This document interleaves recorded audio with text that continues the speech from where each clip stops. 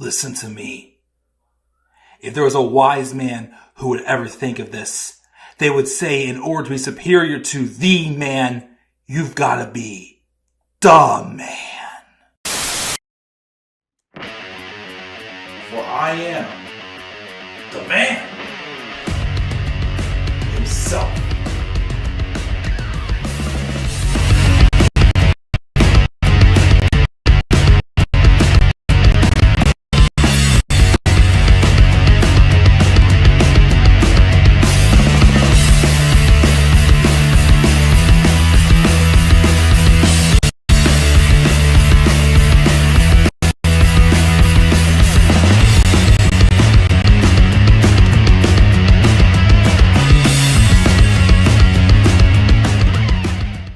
Say his name and he appears. The man himself is live on a weekday afternoon because I have a little bit of time off and I am off for the week and I'm live here this afternoon on YouTube, and we are going to talk about Monday Night Raw and some juicy feedback from ESPN regarding Wrestlepalooza and how ESPN personally felt about the show being their first show, WWE's first show on their network.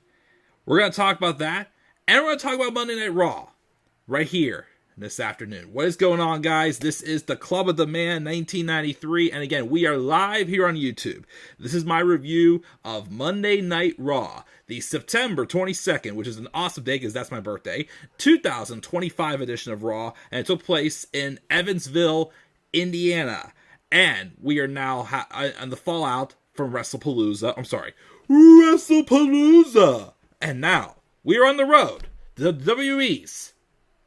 Kind of want to say this for old time's sake the way I used to, because although it's not going to be horrible, but I'm still bitter about this show. Crown Jewel, Perth, in just a couple weeks on October 11th in Perth, Australia. And we're getting the build to the Crown Jewel Championships. Lovely. Am I really excited for that show? Not really. Especially after I'm bitter after hearing the rumored original pitch for the ending of the main event of Wrestlepalooza. We're going to talk about this, about all this, because originally, because I'm off this week, I was going to just do recordings. I wasn't going to go live. But then I only want to go live. Well, I'll say Raw though itself was pretty good. I did like Raw, and I'll explain, of course, why when we get to there. And but what made me want to go live is I do want to get your thoughts on this Wrestlepalooza feedback that ESPN gave. Because honestly, good for them for speaking what they did. Now, I will say this before we do get started with that topic. Apparently, the guy who wrote the article, though, apparently the guy is an AEW fan. So, was that the right decision for an AEW fan to grade this? Could have been, could have not been. There is its pros and cons to it. But I still think that if it's someone who has an impact on, the ESPN deal, someone who, is going to give WWE feedback, saying, hey, we like what you're doing, keep it up. Or, hey, we need better stuff if we're going to be paying you the amount we're paying you to do these shows. Because as I said before in my review, I didn't hate Wrestlepalooza. I was a little critical on it because of the fact that, one, this was a show that was made last minute to go head-to-head with an AEW show. And two, it's the first show on the ESPN network that they're making us pay $30 for. And I didn't mention this before when I did my Wrestlepalooza review. Me as a wrestling fan, what bothers me most about that is because, again, I've only been a wrestling fan for 12 years. And during that time, it was only just my first 3 months as a wrestling fan, full-time that is, that I had to worry about purchasing pay-per-views.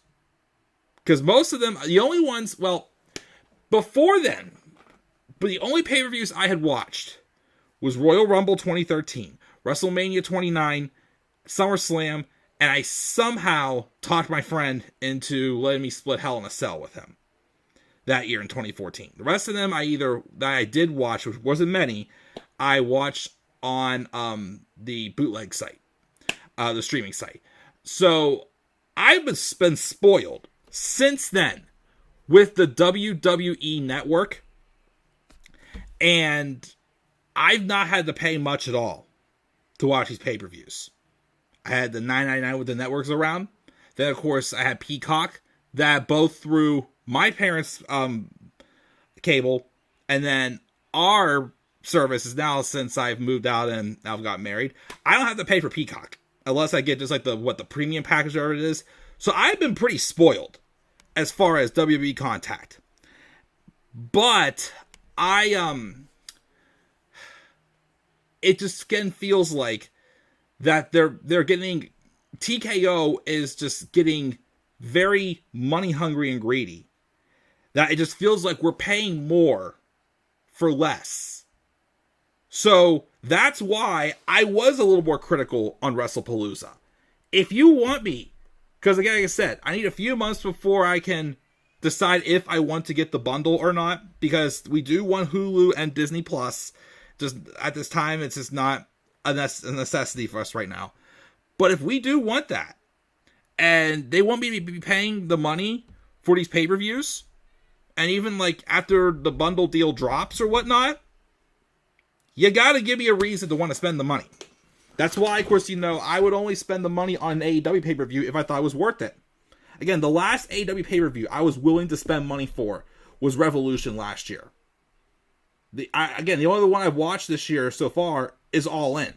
But I didn't buy that one. I watched it on a streaming site. So, again, WWE, I'm glad ESPN was very critical about Wrestlepalooza.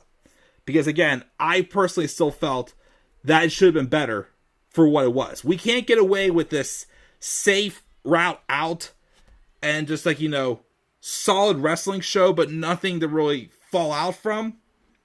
That's not going to work anymore if you're going to make someone like me pay $30 a month to watch your pay-per-views. So, again, this, I was very glad. And this is the reason why I wanted to go live. This, and again, I wanted to talk about the rumored finish for the match that was the main event. If that finish would have happened, I would have accepted that match with Cody Rhodes and Drew McIntyre as the main event. The fact that it didn't happen, and it was very standard for a match that really didn't have the strongest hype to it, that match had no business being the main event of Wrestlepalooza. I still think it should have been the AJ Lee, CM Punk, Seth Rollins, and Becky Lynch mixed tag match, because that was the match people were probably the most excited for. But we're going to talk about that in just a second. I do see some comments in the live chat from Tyler. I do want to address those first, so we're going to go there first. What's up, Tyler? He says, the only match I care for at Crown Jewel is John Cena versus AJ Styles. And that is a match that was made official because Cena actually got it kind of going on Twitter, basically pitching the idea of him saying, what would you think of a match of me and AJ Styles? Personally, yes, that is a match I thought should be happening during this retirement tour. So I'm glad we are getting that at Survivor Series. At Crown Jewel. Again, I hope they don't do another match with him and Brock. I am scared they're going to save Brock for Cena's final match. We don't need it. We didn't even need the Wrestlepalooza match. Again, what is it doing?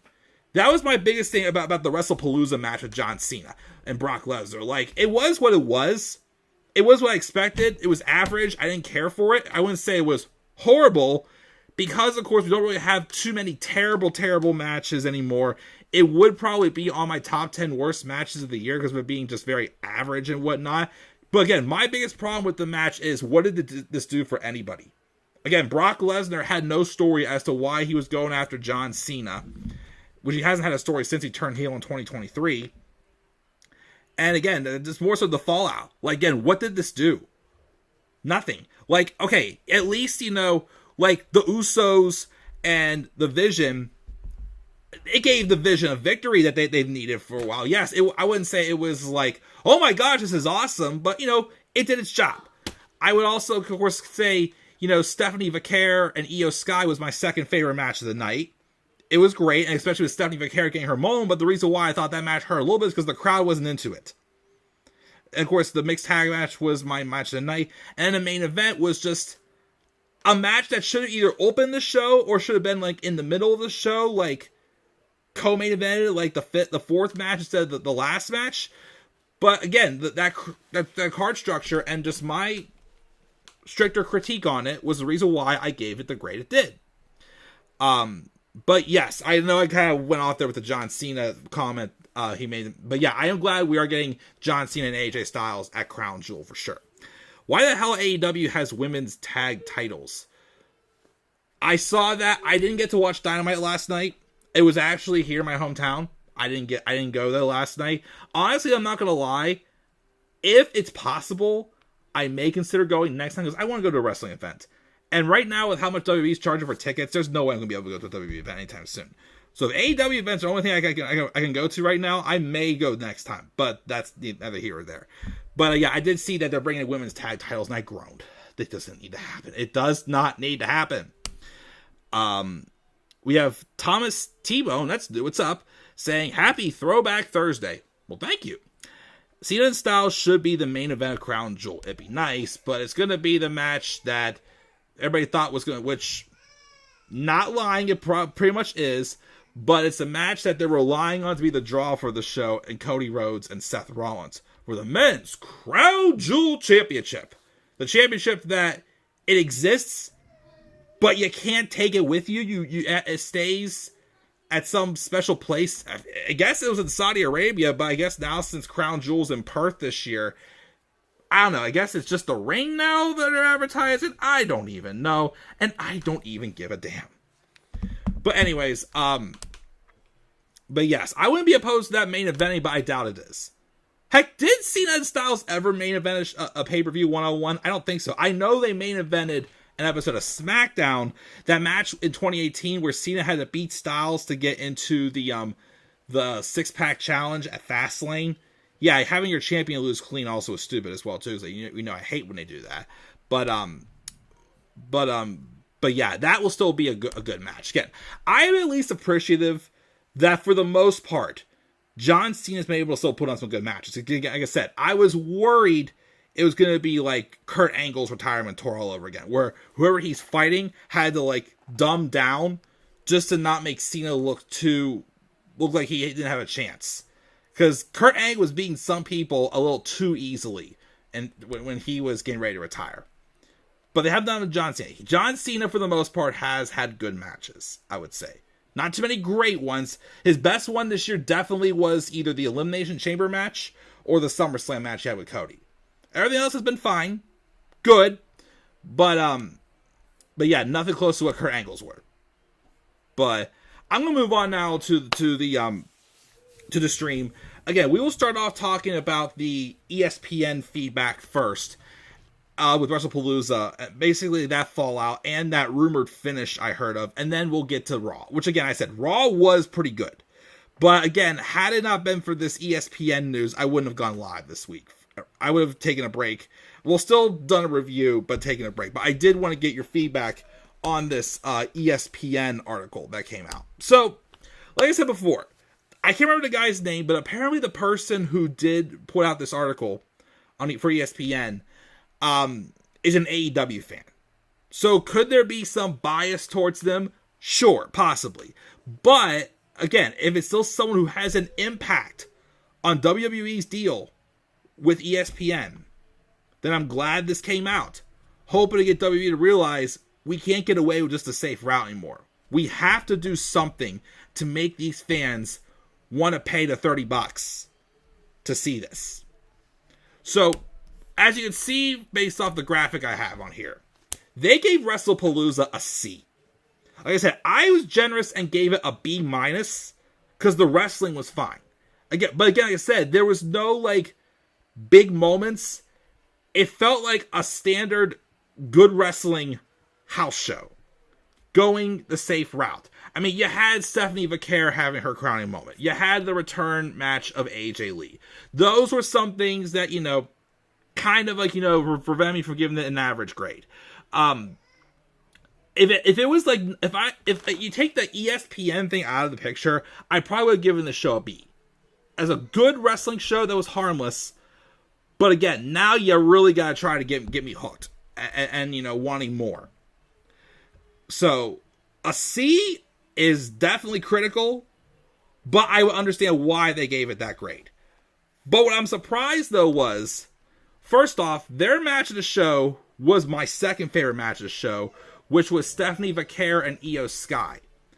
And it said that match saved the show from truly being average.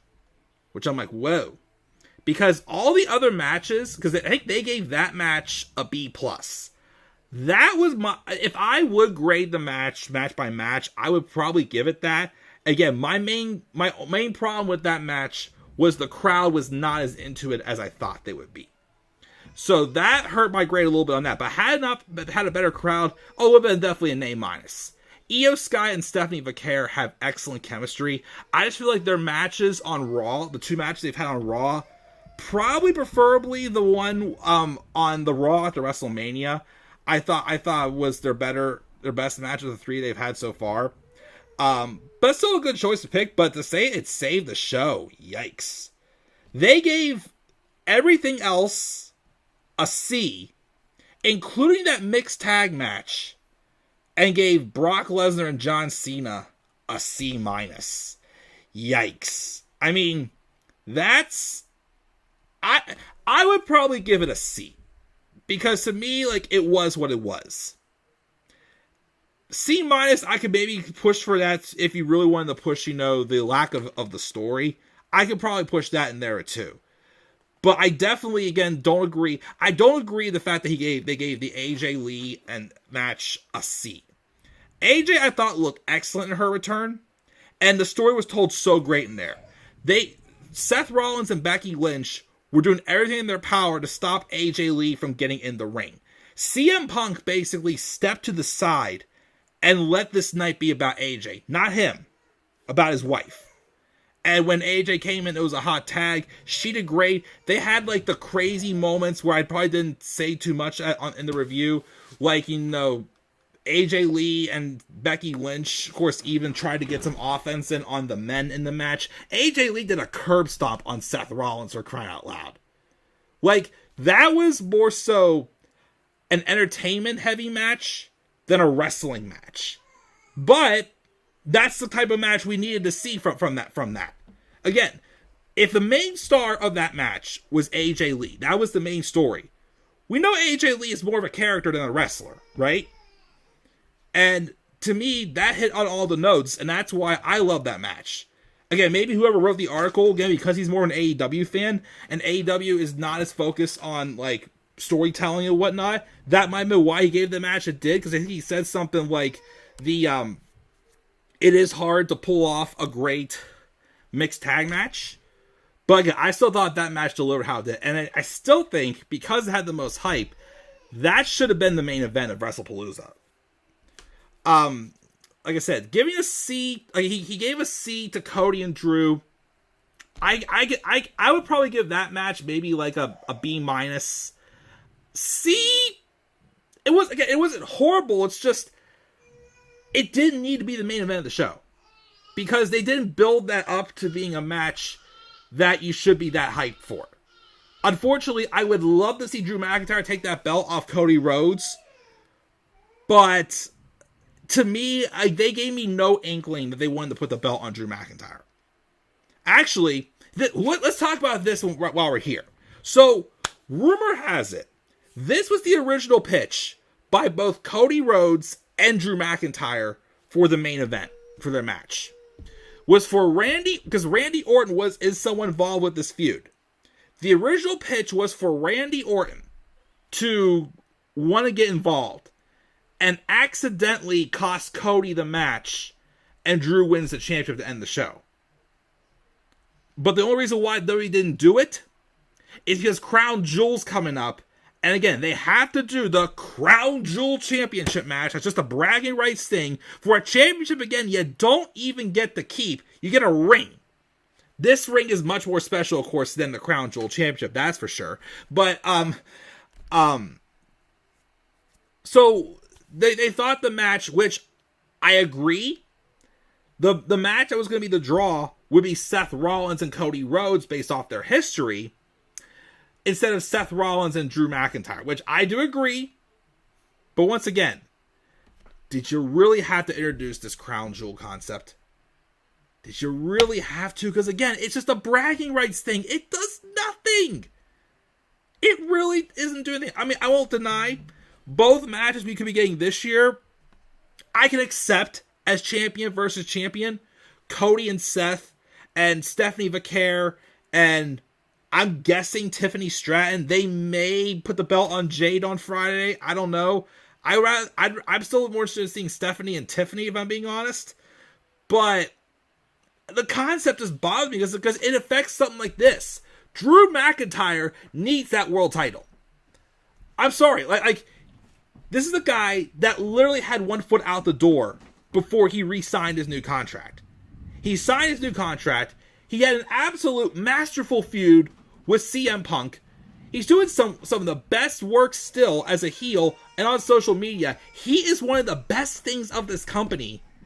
And he has barely scratched the surface of getting that world title. Honestly, I'd be pissed if I was Drew. And somebody said this online. I can't remember who it was. And I had heard it. I'm like, they're not lying. Does Drew McIntyre feel like the new Dolph Ziggler? Where, like, they give him the wins to still keep him feeling important. But when it matters the most, you know he's there just to eat a pin. He is like a standard first champion's title defense. Just to have a good match and put them over. Drew McIntyre should not be in that position. And again, something like that, it's like, you need to just bite the bullet and go with what is proper here and get that belt on Drew McIntyre. Cody does not need the world title right now. Heck, I'm still going to say this. I still don't think Cody should have taken the belt off of Cena at SummerSlam. And I still don't think John Cena should have turned heel. I mean, should have turned face like he did. He should still be a heel. So that bothered me a lot when I heard that it was pitched by both Drew and Cody. Again, Cody understands. That's one thing I'll give Cody that I feel the people give credit. Cody understands what's good for business. Yes, he is the guy. But he knows that, his time as a face is running out. He knows he's going to have to go heel soon. And he knows what's good for business. And putting the belt on Drew McIntyre, honestly, is good for business. But because of Crown Jewel, you're going to push it off? Like, how many more times do we have to push something off for something like this?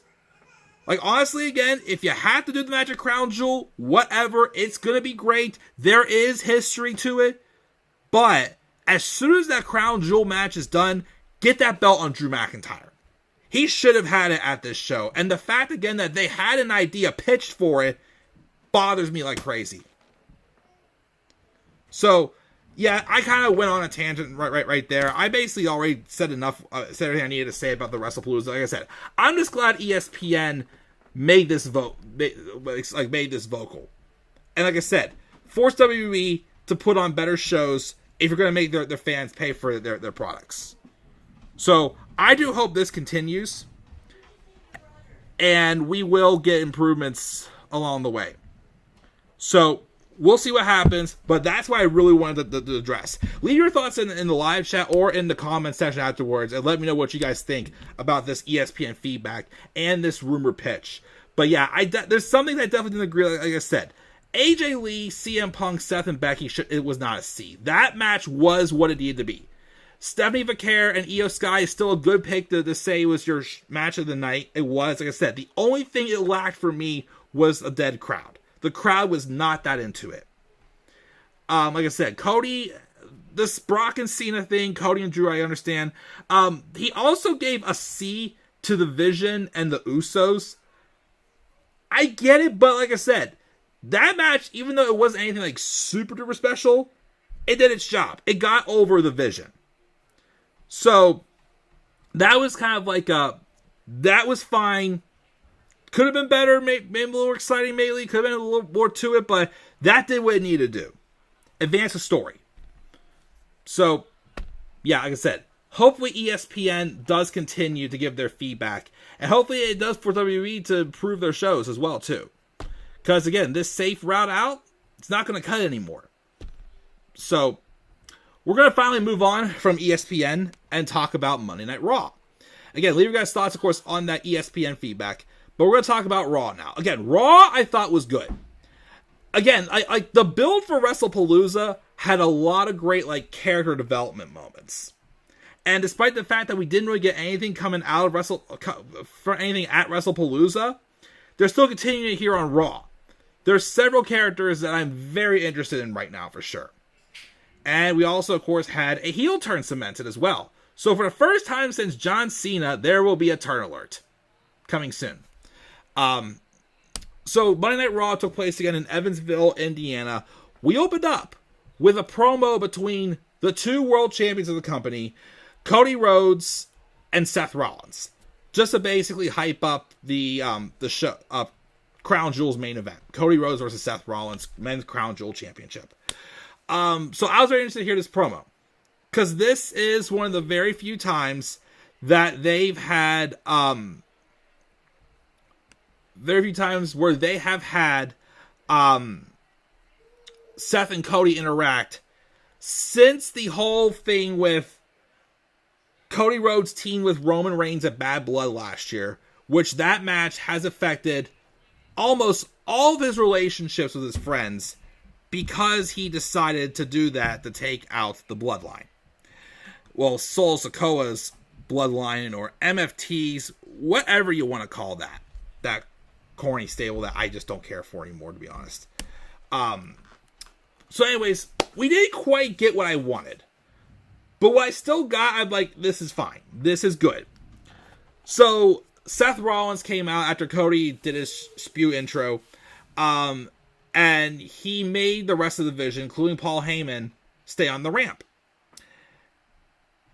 Seth says since SummerSlam, when they both walked out as champion, he had Crown Jewel on his calendar, and he knew this is two of the best in the world in their prime, one-on-one, may the best man win. And it should be that simple, but it's not, because it's two of them, and it's deeper and bigger than that. Seth is pretty good at reading people, and he knows what everyone in the crowd tonight thinks of him, what the locker room thinks, what everyone watching at home thinks. And he doesn't care, because these people don't know what's good for them, and they don't have the right to make decisions. Of course, we get a CM Punk chant going here where Rollins says it's not about him because he doesn't have a title. And he knows what that moron thinks of him, but he wants to know what Cody thinks of him.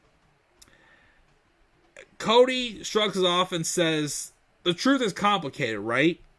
It shouldn't be, because Seth has made some questionable choices. One of them is right there. Hello, Mr. Heyman. Obviously full circle again from when Cody feuded with Roman. But Rollins changed his life.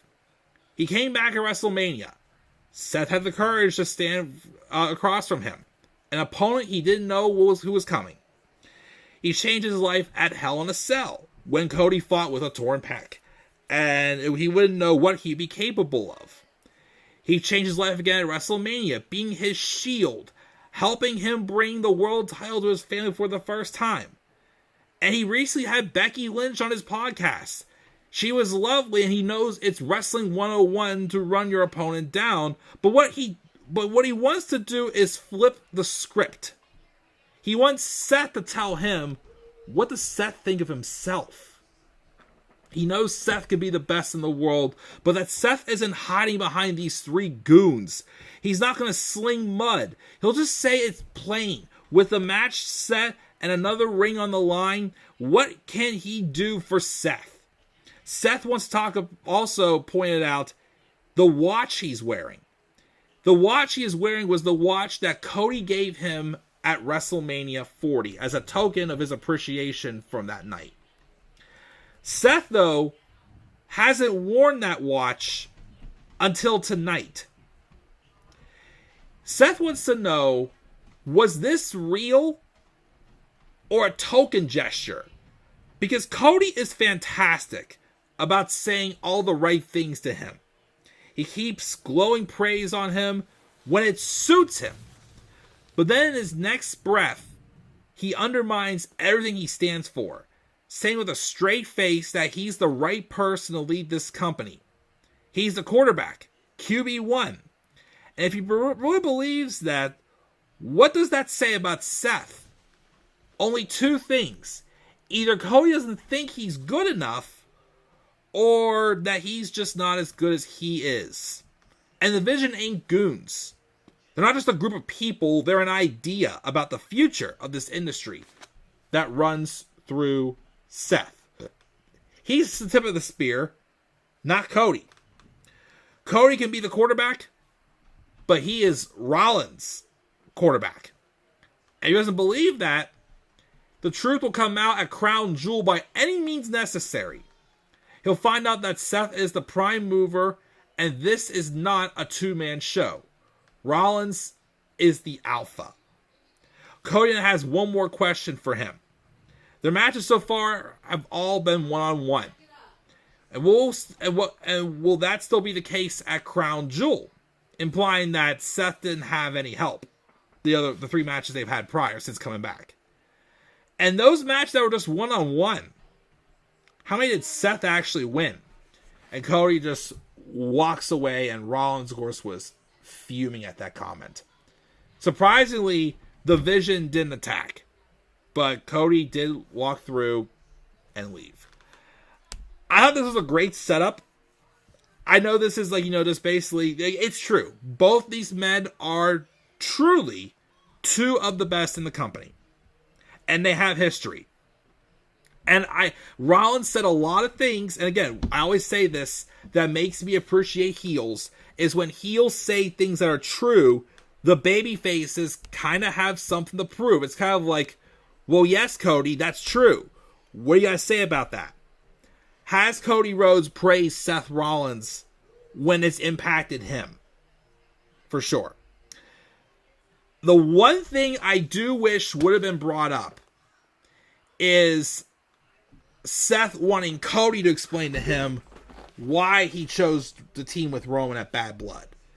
Because, again, if anybody, out of all the people who have been upset with Cody for what he did, if anyone should be the most upset, it should be Seth Rollins. Again, Seth didn't have to help Cody at WrestleMania 40 like he did. Seth is the main reason why Cody Rhodes won that title. So, that's why for WrestleMania 41, I pitched the idea after Seth turned heel and joined up with Paul Heyman. I pitched the idea for Seth Rollins to be the one to cost Cody Rhodes the title the following night to John Cena. And Seth could say the simple story of, I was the one who helped you get that title. I'm the one who could take it away. Wish they would have gone with that, but they didn't. But I do wish that kind of gets added into the story. So, we'll see what happens with that. Like I said, I get this match is a draw for Crown Jewel. It's going to be a good match. But I'm still freaking bitter about not putting the belt on Drew. My gosh. But that did what it did, though. So that was a great opening promo. Backstage, we had the Usos backstage. And I guess Jay said something about that they're going to get another shot at the Vision, which is going to be next week on Raw in a tornado tag match. But Jay apparently has a match against LA Knight. And Jay unloads on Jimmy, says he hasn't even cleaned the blood off his shoes yet, and he thinks they would have won at Wrestlepalooza if LA Knight wasn't the referee. Even though LA Knight didn't really do too much that impacted the match to begin with. He was just kind of just in there just to be there. And then if Jimmy hadn't helped out LA Knight, the Vision would have taken him out of the picture. Because continues on the issues with Jey Uso and LA Knight. And, obviously just signaling the build, Jay's problems. Later on in the night, Cody Rhodes did run into Jimmy, and Jimmy basically was like, yo, you gotta talk to Jay. Something's going on with him. He talks to Jay, and basically Jay's getting the whole, it's not enough thing anymore. Because later in the show, since I jump around sometimes, Jey Uso did take on LA Knight one-on-one. I thought they would have saved that for Crown Jewel, but I guess they did one-on-one here instead. Jey Uso won the match, but there was some interference from the Vision. And it's not like Jey went full-on heel and accepted the Vision's help. It was kind of like he pushed the boundary of his morals a little bit. Because, I don't know, I do think you could go full-on heel with either Jey or LA. But the fact that they're kind of like, I think they're booking the way they are to keep them both still as baby faces. Because the crowd still loves Jey Uso, and the crowd still loves LA Knight. But they both kind of need something a little bit fresh in their characters. And again, this whole thing where, Jay's realizing, what I'm doing isn't working. I'm tired of being the guy, who people claim, wins a title, then drops it immediately and whatnot. I'm not being that guy anymore. I'm tired of the ups and downs. I want to keep the ups. And I'm going to do whatever it takes to do that. And to be 100% real, this is the booking they should have been doing when Kofi Kingston dropped the world title in 2019. This should have been Kofi's story. Where, he's not just accepting the fee and going back down to the mid-cards. No. If Vince McMahon was still around, Jey Uso would be accepting his defeat and just going back to being a tag team with Jimmy. And not being a main eventer ever again. This is exactly the booking they should have given to Kofi Kingston. And I like this. Again, will Jey Uso go full-on heel? I don't know. Like I said, it's so funny. Recently, he did say in an interview he wouldn't mind doing one last heel run. So, maybe this is to compromise that, but it has me interested for sure in what's going on next. Again, we have that tornado tag match next week. We'll see where that goes. So, that was some good stuff there with the character work right there.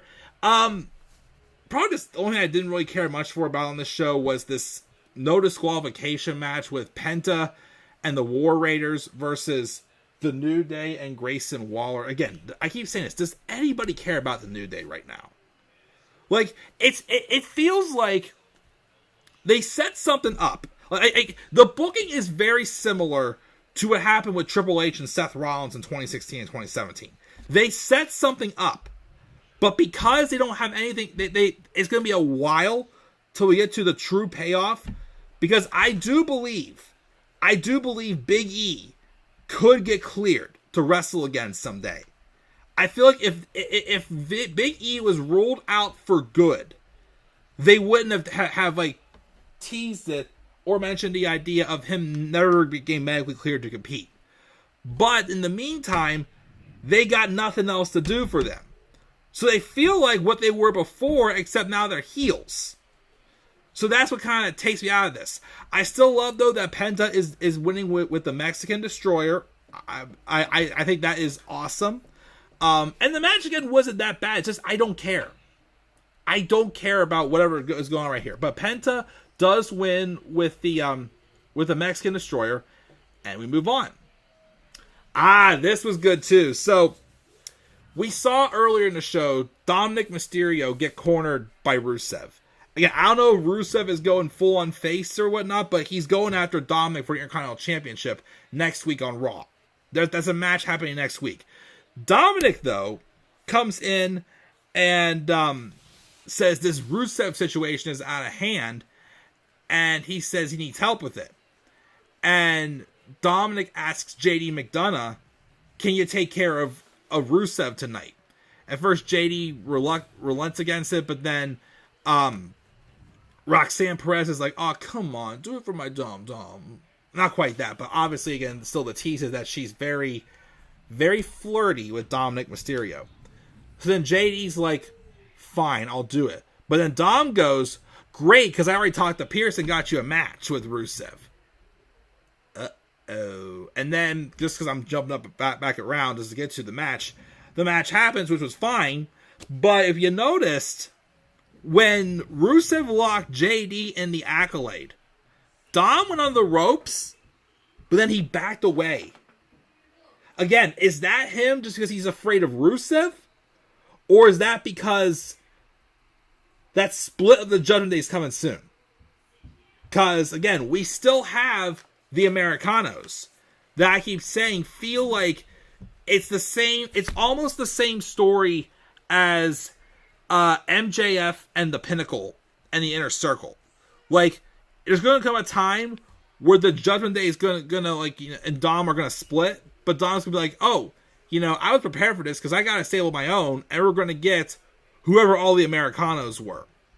Maybe LWO as well, I don't know, but that is gonna be a great moment when that turn happens. Again, it's simple character storytelling things that make me appreciate the shows. And again, Raw's been doing really good with that the past month. So I'm interested to see where that goes, of course, as well too. Again, they had Dom able there to just easily help JD, but he didn't. So keep a sharp eye on that sneaky, dirty Dom right there. So we have that there. Then also, speaking of which, we had Bayley come up to Lyra Valkyria. Lyra, of course, you know, who had witnessed Bayley last as, you know, evil Bayley and whatnot. And Bayley was like laughing it off, saying, "You're good, this and that." And she asked her to be in her corner against Roxanne Perez tonight. Which Lyra's confused. She's like, "Okay, I'll do it." They did the match. And there was a part during the match where I think Bayley like got like rung up on like the announce table or on the mat. And that's kind of where she switched from like good Bayley back over to bad Bayley. And it led to her to get a little more aggressive and beat Roxanne Perez with a Rose plant. And then afterwards, Lyra went in to celebrate with Bayley. And Bayley pushed her off. Because now she went from good Bayley to bad Bayley. And she was just like, "You don't touch me." Showing the angry, evil side of her. I love this. But I have one question though. Why are we putting more sympathy on Lyra? Because if anything, again, I know Lyra's showing concerns for Bayley, but isn't Lyra the one who cut off Bayley? Again, Lyra can't challenge for Becky's women's IC title right now because of Bayley. So, although, yes, maybe Bayley going through this, you know, psychotic phase with her character or whatnot is working for Bayley, it's confusing me about Lyra because, like, why are we still building more sympathy on her? I don't know, but it's still great stuff. But that's just my little nitpick question there. Is like, why does it feel like we're building more and more sympathy on Lyra and not more so building more towards what Lyra really needs is a heel turn? So, we got all of that happening there. Stephanie Vaquer had like a promo with Adam Pearce. Basically, it was just celebrating her title win and just kind of implying like, hey, this is like our next big thing pretty much. And she's going to be watching the match on SmackDown on Friday, the triple threat with Tiffany, Jade, and Nia, and the winner faces Stephanie Vaquer at Crown Jewel for the women's Crown Jewel title. Basically that. Like I said, Stephanie Vaquer, her English is it's still a work right in progress right now. Like she did, like while she was, because she was off for most of the time after Naomi got hurt. Naomi got pregnant and her match got delayed, was because one, apparently she had flu-like symptoms. But two, she took time away to learn English. Because they are, and again, this is a perfect role for Stephanie. If they want to rocket ship push her, she's the right person to do that. She's got the in-ring ability. The English is still being worked on, but she's good enough in the ring that she can be put in this spot to be treated like this next big thing as champion. I feel like this is what they want to do to Jade. But Jade still needs some work. So that basically all that was for Stephanie Vaquer. Then, of course, we still have the Kabuki Warriors. So they were backstage. Asuka rolled up to Io and was like, "You should have been champion, not Stephanie." They bicker back and forth, and then Rhea comes in and says she's been keeping her distance out of respect for Io, but Rhea's had enough of Asuka's attitude. And she challenges her to a match, and that gets made official for the main event. We're going to get that in just a second. And of course, you know, Kairi again they keep doing this thing where Asuka walks away. Kairi's like the all paranoid torn one. All of a sudden, you hear Asuka off camera go, Kairi! And call her to come over to her, which I think is quite entertaining and very well working for her for sure. I already talked about Bayley and Roxanne. I already talked about all this stuff here and all these matches. All this stuff I already talked about going back and forth here. Talk about that. Becky Lynch did have a backstage with Seth Rollins running down Cody, Rhodes, and the Usos, talking about how she's the greatest, and mocking the crowd, says she's going to make an example, and she grabs the title and leaves, and we never saw Becky again. So is that more of a hype for next week, or what? I don't know. And then we get our main event. Well, actually, first, before we got there, we do have a video package for El Grande Americano. And the rest of the Americanos, they're being dubbed as Los Americanos. I guess they will be on Raw next week as AJ Styles and Dragon Lee want to crack at them. Maxine Dupree is also seen trying to get a match with Adam Pearce. But basically, Pearce was like, not now, but keep plugging away. And he'll give her the opportunity once she can prove herself or whatnot, basically. Interesting little thing there. Now we got the main event. So the main event was Rhea Ripley versus Asuka. First, the match was actually pretty good. Every time these two wrestle, though, I always think back to their match from WrestleMania 37 when Rhea won her first main roster title. And again, I'm not going to lie, that match was kind of disappointing. I did expect a little bit better from that match, but it was kind of average. It kind of got stuck in the middle of the show as kind of like a match that suffered a little from the crowd needing a break or whatnot. But this match still was very good. But what matters more so is what happened after the match. So, Rhea Ripley won with a small package. Just a nice counter, small package.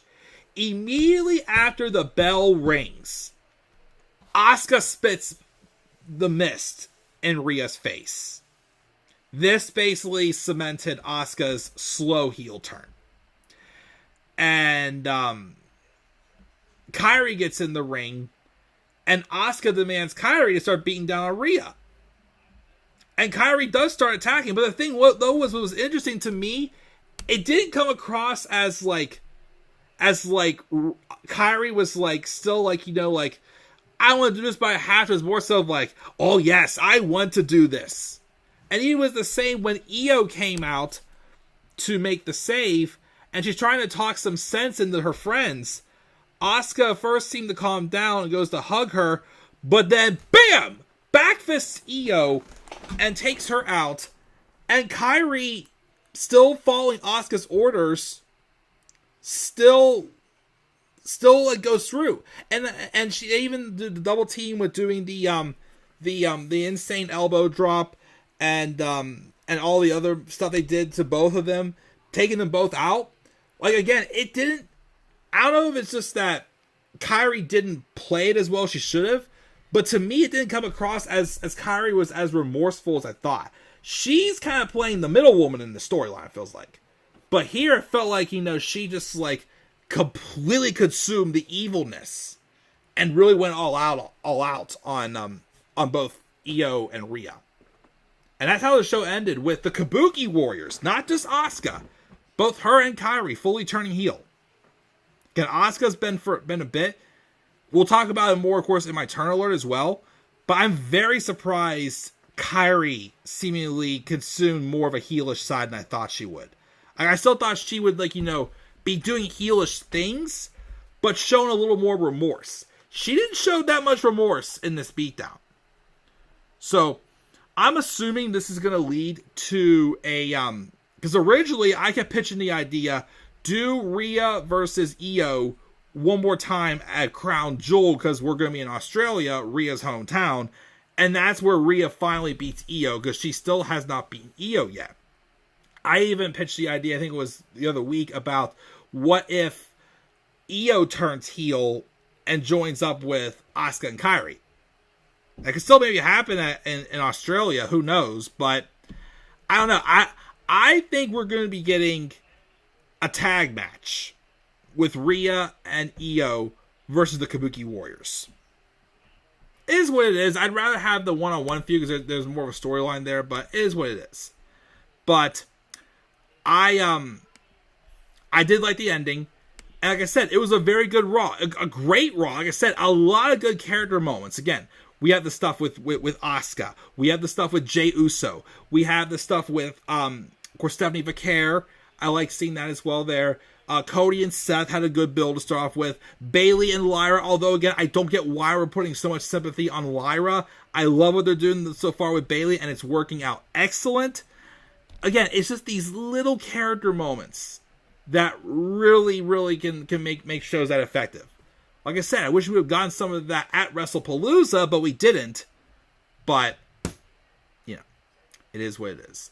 And that, guys, that's my review of Raw. Again, I talked about Raw, my thoughts on ESPN as well, given their feedback from Wrestlepalooza. Check the live chat before we go off the air here. I want to hear your guys' thoughts on this stuff as well. Why is this crown jewel belt a thing after last year with the women? I should shut down that belt. He should shut down that belt. Yeah, last year's crown jewel match with the women was not good. Who wanted to see Liv Morgan versus Nia Jax? I am sorry. At least, again, Stephanie Vaquer is a fresh opponent, especially if they do her and Tiffany. I do want her and Tiffany. They may do her and Jade.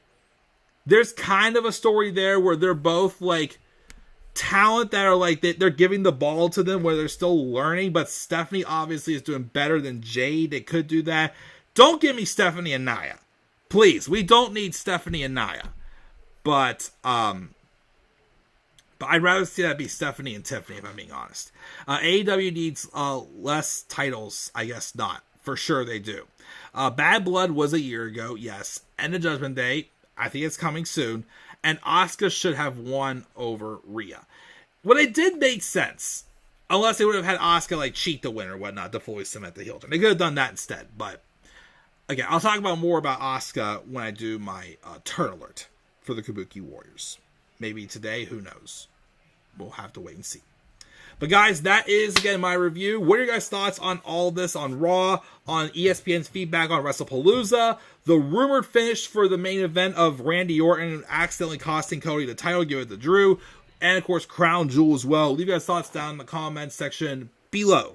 And be sure also, as always, to slap a like on the video and subscribe for more content on my channel. Follow me on Twitter as well at The Club of Demand 93. And also follow me on TikTok and on Instagram at The Club of Demand 1993. Again, hopefully I will have some more other content being uploaded as well. As I keep saying, the more like video game videos you see uploaded, just know for you wrestling fans, that means I am because I'm basically, like, you know, rotating on certain things with my best and worst match series.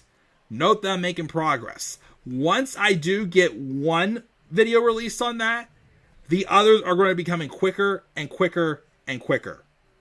So, I'm hoping by the time the first one's ready, there's a few more years ahead of that are ready for that series as well. But it's a work in progress.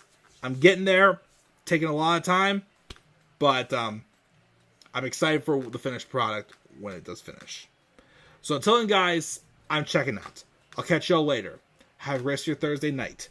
And do not forget, in order to be superior to the man, you've got to be the man. And for I am the man himself.